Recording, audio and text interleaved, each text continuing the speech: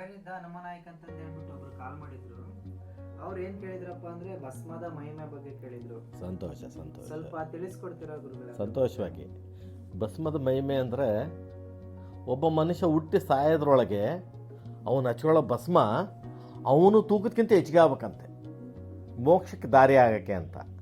ಉದಾಹರಣೆಗೆ ಪಾರ್ವತಿ ಮಹಾಲಕ್ಷ್ಮಿನ ಮಹಾಸರಸ್ವತಿನ ನೋಡಿ ಕೈಲಾಸಕ್ಕೆ ಬಂದು ಶಿವನ ಕೇಳ್ತಾರೆ, ನನಗೂ ಅವ್ರ ಥರ ಒಡವೆ ಹಾಕೋಬೇಕು, ನನಗೂ ಬೇಕು, ಕಿರೀಟದಿಂದ ಒಡವೆಗಳು ಬೇಕು.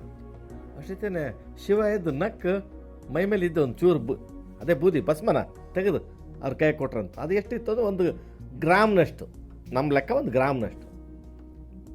ಏನು ಮಾಡ್ಬೇಕಿತ್ತು? ಇನ್ನು ಕುಬೇರ್ನ ಹತ್ರ ಹೋಗಿ ಇದ್ರ ತೂಕ ಬಂಗಾರ ಕೊಡುವಂತ ಅಂತ. ಇದ್ರ ತೂಕ ಅದೆಂಥ ಬಂಗಾರ ಅಂತ.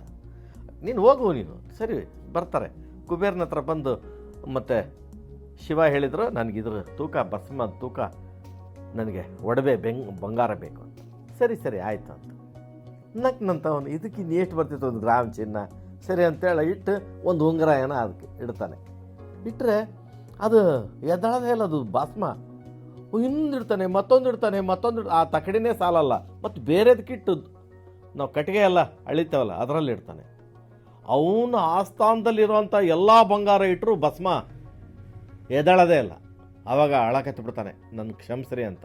ಅವನ ಹೆಂಡ್ತಿ ಬಂದು ತನ್ನ ತಾಳಿ ಕೊಡಕ್ಕೆ ಹೋಗ್ತಾಳೆ. ಆವಾಗ ಅದು ಬಂದು ನಿಲ್ತೈತಿ. ಆವಾಗ ಪಾರ್ವತಿ ಗೊತ್ತಾಗ್ತದೆ, ಇಷ್ಟು ಬಂಗಾರಕ್ಕೆ ಇಷ್ಟು ಸಣ್ಣ ಪೌಡ್ರ್ ಇರ್ಬೇಕಾರೆ ಎಷ್ಟು ಅವ್ರು ನಮ್ಮ ಶಿವ ಬಳಸಿರೋ ಭಸ್ಮ ಎಷ್ಟು ಜಗತ್ತಲ್ಲಿ ಏನು ಅಳೆಯೋಕ್ಕೆ ಸಾಧ್ಯ ಅದಕ್ಕೆ.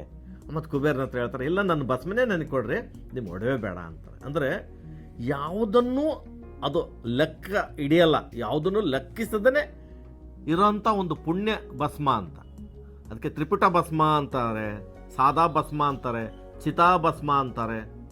ಇವತ್ತಿಗೂ ಉಜ್ಜಯಿನ ಒಳಗಡೆ ಪ್ರತಿದಿನ ಬೆಳಗ್ಗೆ ಒಬ್ಬ ಬ್ರಾಹ್ಮಣ ಸತ್ತಂಥ ಭಸ್ಮ, ಸುಟ್ಟರ ಭಸ್ಮ ತಂದು ಶಿವನ ಮೇಲೆ ಹಾಕಿದ ಮೇಲೇ ಆ ಪೂಜೆ ಶುರುವಾಗೋದು. ಇವತ್ತಿಗೂ ಭಸ್ಮಾರ್ತೆ ಅಂತ ಐತಿ. ಅದನ್ನು ಉಜ್ಜಯಿನ್ಗೆ ಹೋದರೆ ನೋಡಬೇಕು, ತಿಳಿಬೇಕು. ಇದು ಇಂಥದ್ದು ಸಾವಿರಾರು ಇದ್ದಾವೆ ಭಸ್ಮದ ಬಗ್ಗೆ. ಇದೊಂದು ಉದಾಹರಣೆ ಸರ್.